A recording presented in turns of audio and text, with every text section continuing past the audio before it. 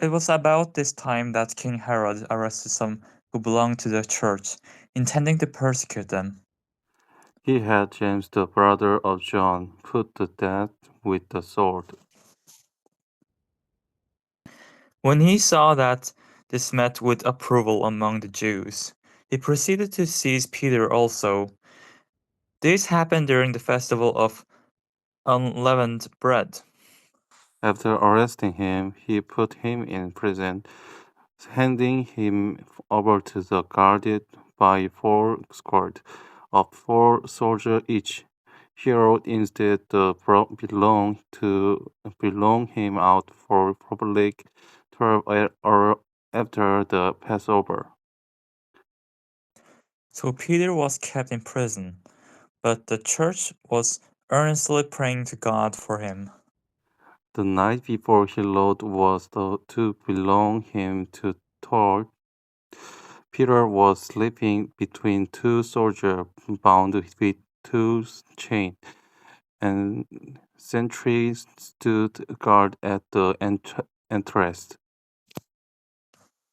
Suddenly, an angel of the Lord appeared, and lights shone in the cell. He struck Peter on the side and woke him up. Quick, get up, he said, and the chains fell off Peter's wrist. When the angel said to him, "Put on your clothes and sandals," and Peter did so, "Will your cloak around you and follow me," the angel told him.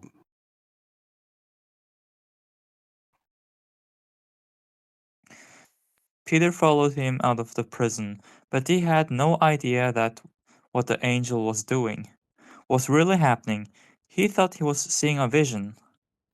There passed the first and second guard, and came to island gate, leading to the city.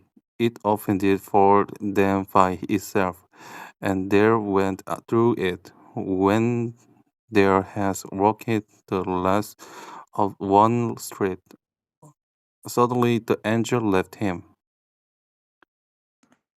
Then Peter came to himself and said, "Now I know without a doubt that the Lord has sent his angel and rescued me from Herod's clutches and from everything the Jewish people were hoping would happen." When this has dawned on him, he went to the house of Mary, the mother of John, also called Mark, where many people had gathered and were praying. Peter knocked at the outer entrance, and a servant named Rhoda came to answer the door. When he recognized Peter's voice, was so overjoyed she leaned back without opening it and ex- ex- exclaimed, "Peter is at the door." "You're out of your mind," they told her, when she kept insisting that it was so. They said it must be an angel.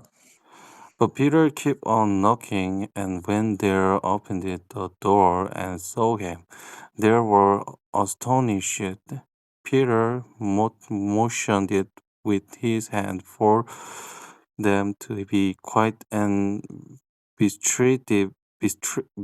described how the law has borrowed him out of prison.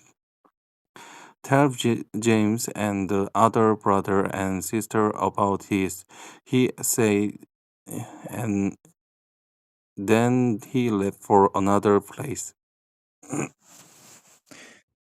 In the morning, there was no small commotion among the soldiers as to what had become of Peter. After After Herod had th- after Harold has the throat search made for him and did not find him, he closed examining the guard and ordered that they be executed. then Herod went from Judea to Caesarea and stayed there. He had been quarreling with the people of Tyre and Simon. They are now joined together and sought at Ondius with him. After securing the support of Bestius, a trusted personal servant of the king, they asked for peace because they defended on the king's country for their food supply. On the appointed day, Herod, wearing his royal robes, sat on his throne and delivered a public address to the people. Their shout, this is the voice of the God, not of man. Immediately, because of Herod did not give praise to God, an angel of the Lord struck him down, and he was eaten by worms and died. But the word of God continued to spread and flourish. When Barnabas and Saul had finished their mission, they returned from Jerusalem, taking with them John, also called Mark.